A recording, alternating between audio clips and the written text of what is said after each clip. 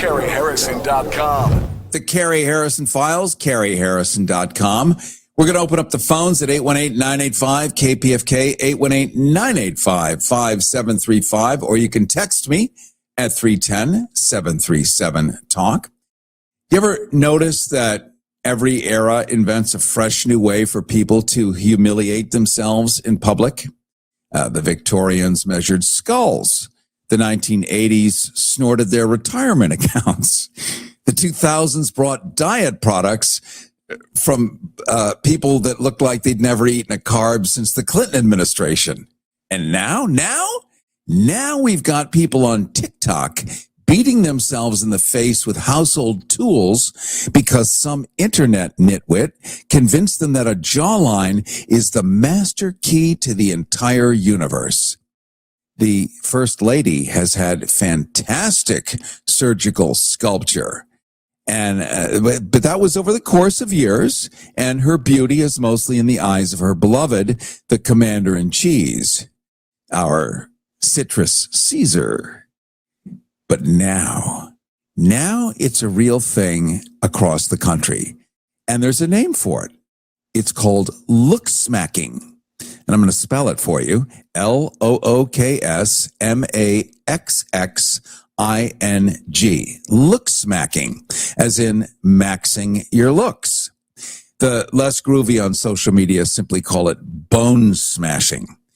It's a dangerous TikTok trend involving the voluntary repeated application of blunt force, hammers, bottles, tools, anything to the face in an attempt to break or stress facial bones to create a more, let's say, angular or chiseled appearance. And this trend misapplies something called Wolff's Law with two F's, WOLFF. Wolff's Law, which is a medical theory that bones adapt to moderate stress by assuming that when you break them, it leads to better shape. So fixing an arm, but it doesn't necessarily lead to a better shaped arm, or busting your nose and letting it heal that way.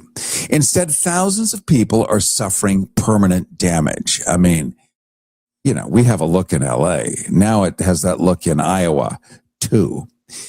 There's broken bones, unevenly healed bone, nerve damage, severe scarring, not to mention damage to blood vessels, even blindness. So the doctrine is simple. Everything good, this is what they believe, and they look to the White House for directions on how to become rich and famous.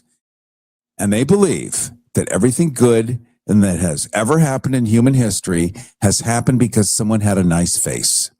Money? Jawline. Love? Jawline. Success? Jawline. Career? Jawline. World peace? Probably jawline. According to these people, you're not poor because of economics or bad decisions or bad luck, family circumstances, or 1,000 other factors. No, it's your cheekbones. Civilization itself has apparently been reduced to a facial geometry problem.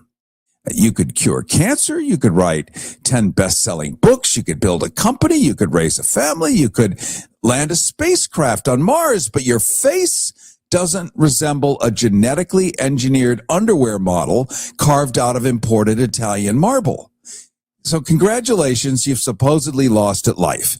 And that's the level of analysis we're working with here. Millions of people sit there absorbing this crap every day. Hundreds of millions of people are on social media. Thankfully, not 100% of them is doing it, but enough are doing it. Like medieval peasants gathering around the village idiot after he accidentally discovered Wi-Fi. The look smacking and bone smashing reflect the crown jewel of Western civilization as projected by the Dowager Emperor of the unbuilt ballroom.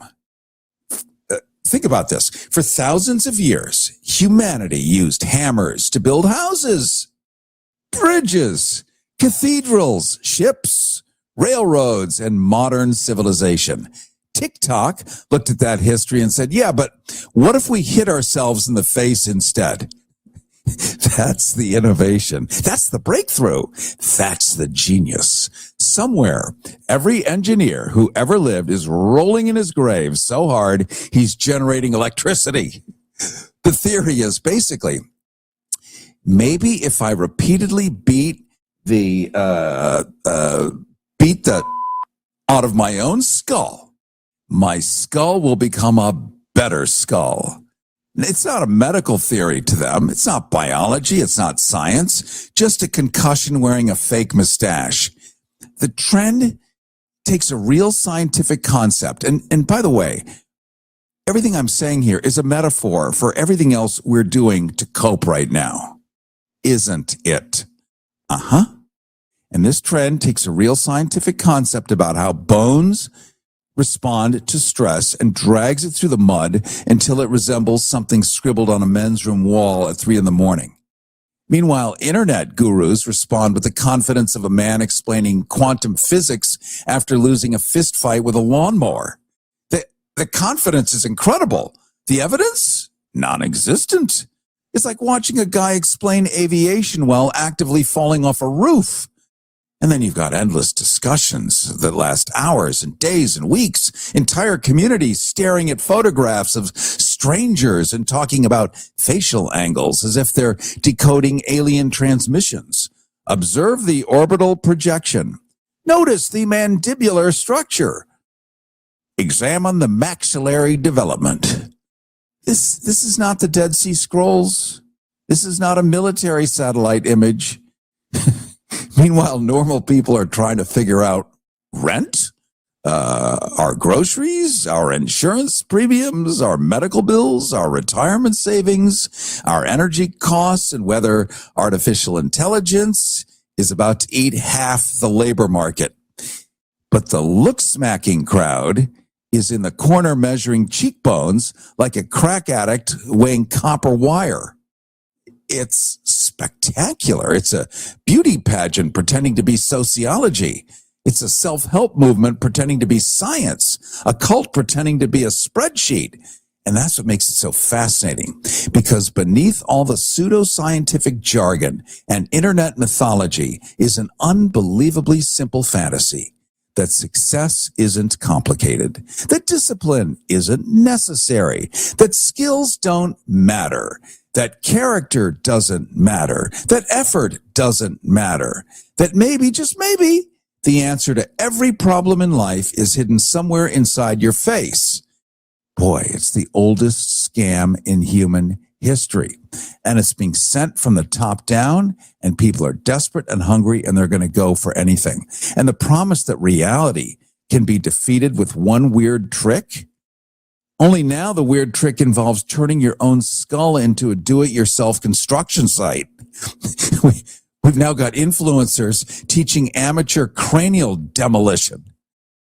Please, leave the hammer in the toolbox. Your face is not a home renovation project. Whew. All right.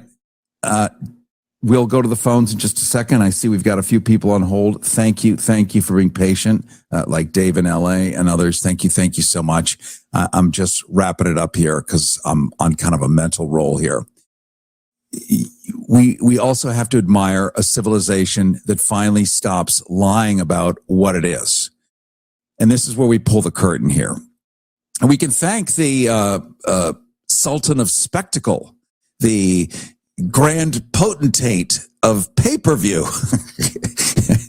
Notice how I can't say his name. Project 2025. The one who now occupies the house of George Washington and Thomas Jefferson, even the house of Richard Milhouse Nixon. For 250 years, America wrapped itself in powdered wigs, Latin slogans, marbled columns, and speeches so stuffed with hot air they could have floated a blimp across the Atlantic. Every ceremony arrived dipped in solemnity. Every public ritual came packaged like stale crackers from a museum gift shop. But now his imperial kumquat has achieved what lesser civilizations only dreamed of. And I'm talking about a likely, permanent, giant, UFC cage on the White House lawn. And for those of you who don't know what a UFC cage is, it's the enclosed fighting area used in events run by the Ultimate Fighting Championship, or we would also call it professional wrestling, which, as we know, is true.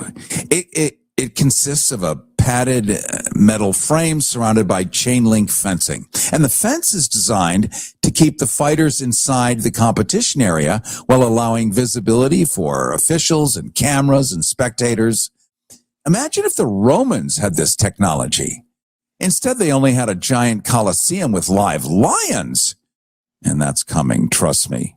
This is not a metaphor. It's not a symbol. It's not some performance art project funded by people who drink cucumber water and call it courage.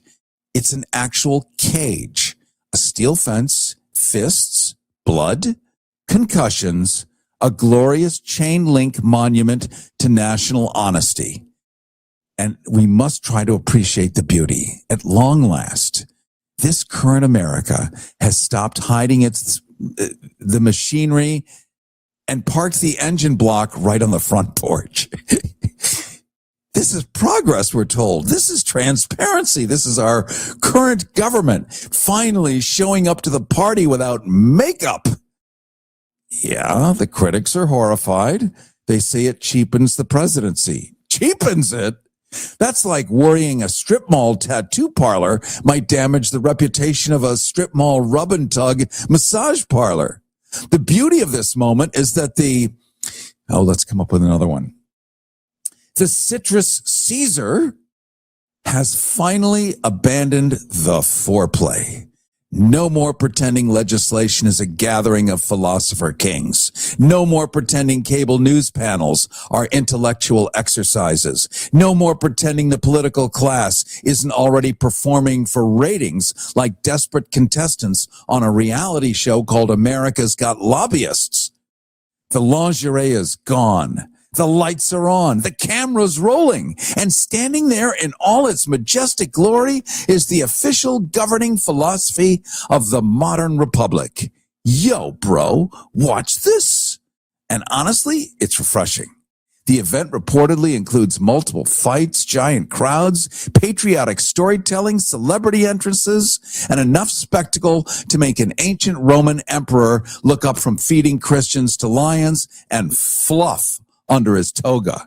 Fighters may emerge from near the Oval Office itself.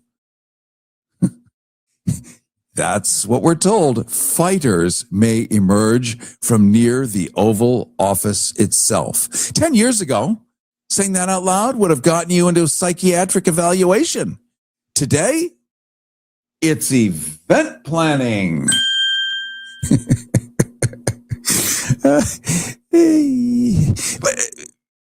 And that's efficiency. But the masterpiece, the chef's kiss, the crown jewel, the deep-fried Twinkie of governance is that the suggestion that the cage might stay.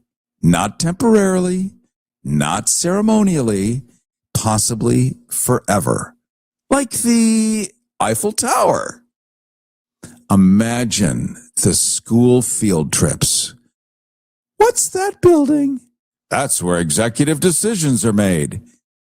And what's that giant steel cage? Also where executive decisions are made. Well, finally, truth in advertising. No confusing symbolism. No decorative nonsense. Just a giant octagon squatting on federal property like a pit bull guarding a pawn shop. Now, I know some of you are struggling. You've spent years carrying around standards. And that was your first mistake. Standards are heavy. Standards hurt your back. Standards require effort. So drop them. Throw them into a ditch. Bury them behind the septic tank. Let them sink into the national sewer system where they belong. Because once your expectations fall low enough, everything starts to look magnificent. The pothole becomes infrastructure. The strip mall becomes architecture. The gas station roller dog becomes cuisine. And a UFC cage on the White House lawn becomes the crowning achievement of Western civilization. Who's a good republic? You are. Yes, you are. Look at you, big, strong democracy. Good job, pat, pat, pat. The whole thing, I mean, I'm just palpitating here. The whole thing feels like a civic celebration, actually less like a civic celebration, more like America's mango monarch. Hold on, let me write that down. That's a good one. Feels less like a civic celebration and more like America's mango monarch finally taking government and entertainment by the hand and shoving them into the same motel room. They've been flirting for decades, haven't they? Making eyes across the bar, sending late night texts. Now they've stopped pretending and they're just friends. The political class and the entertainment class are wrapped around each other like two drunk pythons fighting over the same space heater. Sponsors are drooling, influencers are posing, consultants are invoicing. The nation's let's call them attention merchants, are rubbing their fenorders together so hard they're generating enough friction to power 3 states. Everybody wins. Everybody. Or at least everybody gets content. And content, according to the Sultan of Spectacle, appears to have replaced the Constitution as the primary organizing principle of public life. In school, you and I were taught the old republic dreamed of citizen philosophers. But the new republic now dreams of title fights with executive parking. The founders imagined sober debates about liberty. The descendants now are debating walkout music and betting odds while scrolling memes in the toilet. That's not decline. We're told that's evolution. The Rose Garden caterpillar didn't die. It turned into a monster truck. And honestly, who among us doesn't enjoy a monster truck? So stop pretending you're shocked. The instant you heard UFC at the White House, well, a tiny part of your brain stood up and started cheering. You know it. I know it. The commander-in-chief knows it. The whole country knows it. This isn't the collapse of the spectacle. It's the moment the spectacle finally became self-aware. The mask is now off. The curtain is down. The circus bought the building. The clowns got security clearances. And the concession stand became national policy. And the grand potentate of pay-per-view, well, he's personally cutting the ribbon. God bless America. Now touch gloves, talk trash, crack open a Pabst Blue Ribbon, and let's see what fresh lunacy crawls out of the cage next. Oh, my God. Your Harrison hotlines are 818-985-KPFK, 818-985-5735. You can also shoot me a text at your Harrison text line at 310-737-TALK. 2 things happened this week. I'm going to keep this to 60 seconds. Then we're going to jump to the phones. 2 things happened this week that are actually the same thing. Kids are beating themselves in the face with hammers because TikTok told them their jawline is the reason their life isn't working. And the commander-in-chief just installed a permanent UFC cage on the White House lawn, steel fence, chain link, fists, blood, concussions, called it governance. Same scam, different zip code. One weird trick, hit something hard enough and something beautiful comes out the other side. Listen, were you forced into getting a solar contract and now you just don't want it anymore? Maybe the solar company misled you. Or is your solar contract buried with hidden fees? Are you not saving the amount of money you thought you would on your energy costs? Don't worry. At the Solar Exit Hotline, we can help you cancel your solar contract, even if the panels are already installed. Our experienced legal team will review your contract and help you cancel it, possibly saving you thousands of dollars. You got to call right now for complete details. So listen, if you're not happy with your solar contract for any reason, we are here to help you cancel it. Call the Solar Exit Hotline now for immediate options to help you exit your solar contract. This call is 100% free.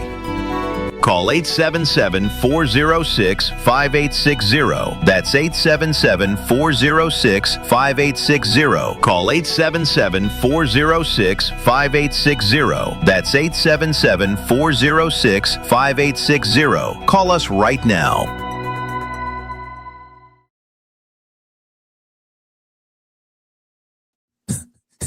For both. A generation destroying their own faces, chasing a fantasy sold by an influencer with a ring light and zero conscience. And a country watching its institutions get body slammed in a chain link cage on the lawn where Lincoln used to walk, while sponsors drool, influencers pose, and consultants invoice. The look-smacking kid and the American voter are sitting in the exact same waiting room, both convinced that if they just absorb enough punishment, something magnificent is going to crawl out the other side. Let's go to Dave in LA. Dave, you're on the Cary Harrison Files. Welcome. Hey, thanks. First of all, I'd like to say I'm a first-time caller here and actually a new listener of your show. Can you hear me? Yes, I do. And I love everything you've said so far. A+. Okay, great. I'm a fan. I'm a fan of your writing. In fact, I was looking up your Substack just listening to you speak today because I want to read a little bit that you write. Anyway, can we get a list of the nicknames for his Imperial Kumquat on your Substack? Yes. Okay. So when I post this show, I will come up with a complete list of nicknames, and you are welcome to use any of them and add into them. In fact, let's open source it and get the cleverness from everywhere and come up with a giant, hideous, long toilet paper roll of beautiful monikers. Okay, I have a two-part question on the topic today. What do you think is the trajectory for this beauty-obsessed social media culture? I guess that's the first part. And the second part would be, what advice do you give to a young person listening to you today that finds herself or himself surrounded by peers who are perpetuating this sort of sick beauty standards and culture? All right. Well, thank you, Dave. I'm going to let you go, and I'm going to answer it. And I really appreciate having you aboard. And thanks for jumping off the high dive for the first time into the endlessly cool waters of possibility here. Very much appreciate it. That opens up a line at 818-985-KPFK, 818-985-5735. You can also text me at 310-737-TALK to answer Dave's question. If we were to look at real world versions of this, which would be much of our own LA, where for years, many of us have had plastic surgery. And I'm not talking Botox, but I mean the grown-up stuff that you might see at a restaurant in Beverly Hills, where you can tell a mile away. Boy, can you tell. Or there's a billboard, I think, in West Hollywood on the corner of Robertson and Santa Monica Boulevard of somebody named Jazz. And you go, when you see it. That. This has not diminished or gone away in any way. Somewhere, especially in this city, Miami also, maybe New York City to some degree, not in Europe yet, but somewhere somebody has convinced people that it makes a difference. This is going to sound a little weird, but you know it's true. There is a look in some parts of Beverly Hills. People do prenups. And if a wife, some lose more or gain more than 5 pounds, they lose the marriage and they lose whatever income and lifestyle that they have. They also have to maintain a beauty standard, which means constantly being under the knife. So it becomes a branded look. When you look at some people, there's like hundreds of women that look like bad Barbara Edens. They're all suddenly blonde. They all have the same nose, the same lips, the same this, the same that. It's a look. It's a brand. It says, I am married to a very rich person and I am somebody. Does that ever translate into actual paid work that matters and is meaningful? Does it get you invited on the board of a charity that actually is doing, I don't know. All I know is if your calling card is a little shocking, that's your calling card. And people are visual creatures, like it or not. And so the visual opportunity to be the peacock and be admired, probably less is more on that. Less is more. If you shock someone, well, they're now prejudiced as to what's behind the curtain. So for people listening that are streaming, if you're in your teens, if you're in your 20s, your 30s, hearing this on a stream or as a podcast some days later, don't succumb to this. The only one that is benefiting is the influencer who has done it, and you are among a million people that have gone for the clickbait. They're getting sponsored. They're getting cash and prizes for self-mutilation. You get nothing. You get nothing. If, in fact, you've gotten laid like 48 times more than you ever would have with, your cheeks sticking 4 feet out to the right, I want to know. But I doubt it. I doubt it. If you look like you've been to war and never got corrective surgery, that's what people are going to think. When they see radical facial reconstruction, you always think car accident. You don't think that somebody went in and did that on purpose. And there's no lovely way to talk about this. This is just my view answering Dave's question. I'm not dodging it in any way. In fact, I'm going like super deep. But at the end of the day, the first thing people see is your teeth, and then your features. Because we want to kiss. Inherently, we want to connect. Inherently, we want to replicate the species. We want to spread our DNA. We want to spread seed if we're male. If we're female, you're looking for the right fertilizer for your eggs. Is this guy strong? Is he smart? Is he capable? Will he protect the nest? And, we make snap decisions. So anything that looks really out of order goes in second place. First place can often be the accountant. He may not be the hottest guy in the room, but he's nice. He listens when you talk. He shows up on time. He comes home at night. He gets first place. So it's always been that way.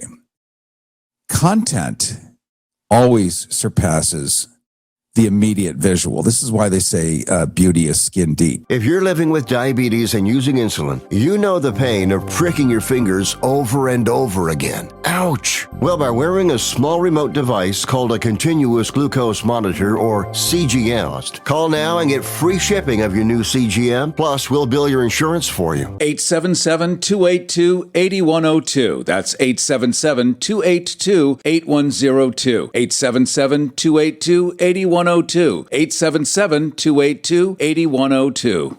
Boy, this is worthy of a much deeper conversation. We'll definitely revisit this because it's a metaphor for everything else that we're all doing to ourselves to cope, isn't it?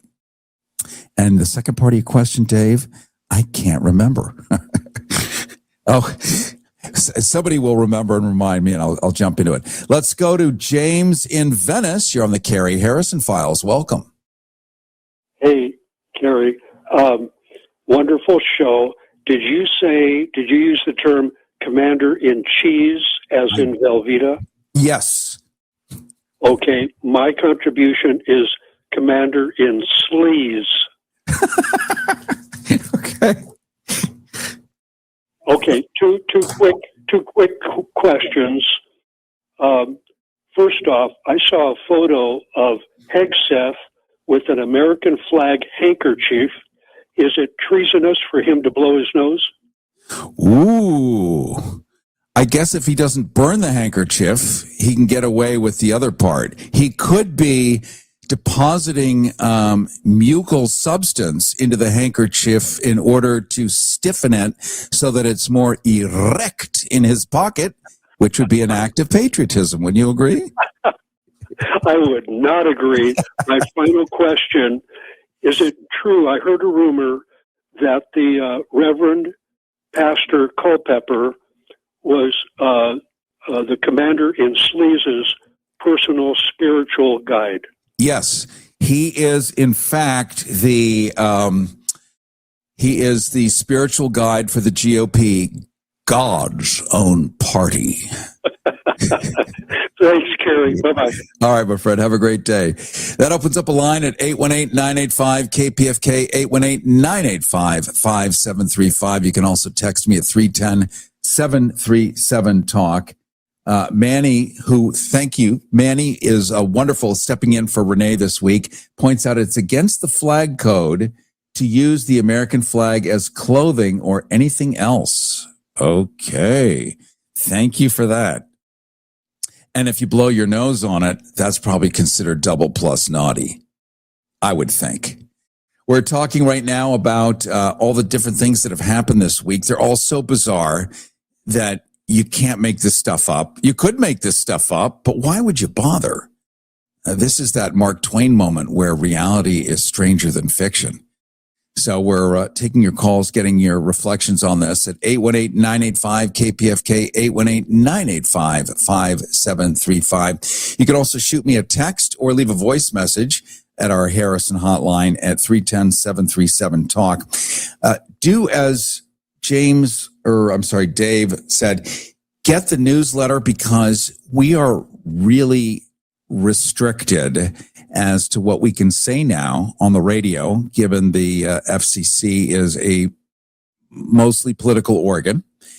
And so I've had to channel my inner L. Frank Baum and Jonathan Swift. It's way more fun, by the way, or H.L. Mencken even, these great guys that could get away with it by tangentially saying what it is. And actually, I'm having way more fun. I have to tell you, for years, it's been gravitas and just straight, blah, blah, blah, blah, blah, blah. But this is fun. I mean, I'm having fun. You're having fun.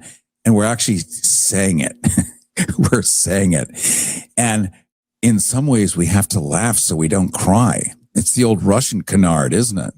They laugh so they don't cry because that's all you can do.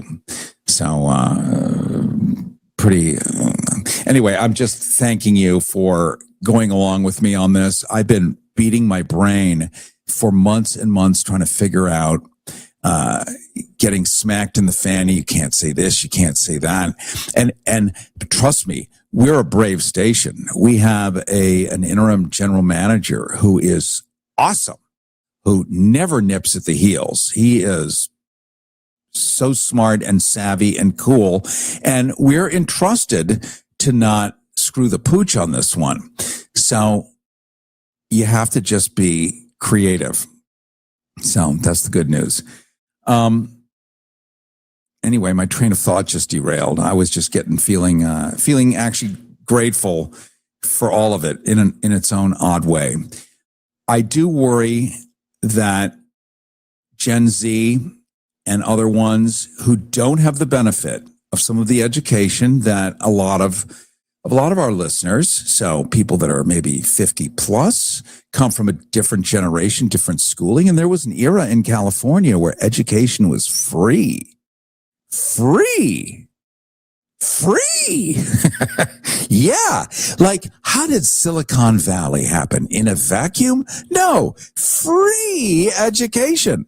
They got to ascend to the top of the top of the top through public funding. And that was the dream at the time of various different governors, that this state could be the number one state in the union and provide the greatest inventions, the greatest thinking, the greatest output in the whole world, that we would cultivate an endless pantheon of geniuses. And it worked. And then different governments took over, took away free education. And of course, the planned goal is to idiotize the public so they cannot have critical thinking. They cannot get themselves out of a paper bag, and they will take a hammer to their own jaw because they look at the First Lady And they are told that her cheekbones and her jawline are the only things that matter in the world. And it's just not true. For those of you who are on social media and TikTok, Instagram, whatever, you'll see people that are like 23 that filter the hell out of themselves. Filtering does not mean putting yourself through cheesecloth, although cheesecloth was certainly an ancient technique that you shot people with movie cameras through some kind of filter like that to soften them and make them look younger. But filtering with digital cameras now is simply that. You just kind of blur people just enough. It takes the wrinkles out and it softens things that you don't want looking too hard. If you've ever done Zoom, you can actually soften your image or improve it or whatever they call it. This is the thing, is when you're 21 or 22 or 25 or even 35, you don't really have wrinkles. You don't really have anything. You're like at the peak of your beauty. So artificially changing it comes with this one big problem. If you're doing it to meet someone, what happens when you actually meet them? They split. And then it gets on social media that you're a fraud. You're never going to date again. Those are the stakes here. Same with the hammer on the face. So let's talk to each other. Let's work stuff out. And I appreciate everybody. I appreciate this, everything that we do together. Cary Harrison with you. This is the Cary Harrison Files. Don't forget to get our newsletter at caryharrison.com, where you're going to get a transcript of this entire broadcast, plus an entire names list and other stuff I just thought of in the back of my brain that you're going to love, that I love, and we'll share that together. I look forward to seeing you next week. Listen, were you forced into getting a solar contract and now you just don't want it anymore? Maybe the solar company misled you. Or is your solar contract buried with hidden fees? Are you not saving the amount of money you thought you would on your energy costs? Don't worry. At the Solar Exit Hotline, we can help you cancel your solar contract, even if the panels are already installed. Our experienced legal team will review your contract and help you cancel it, possibly saving you thousands of dollars. You got to call right now for complete details. So listen, if you're not happy with your solar contract for any reason, we are here to help you cancel it. Call the Solar Exit Hotline now for immediate options to help you exit your solar contract. This call is 100% free.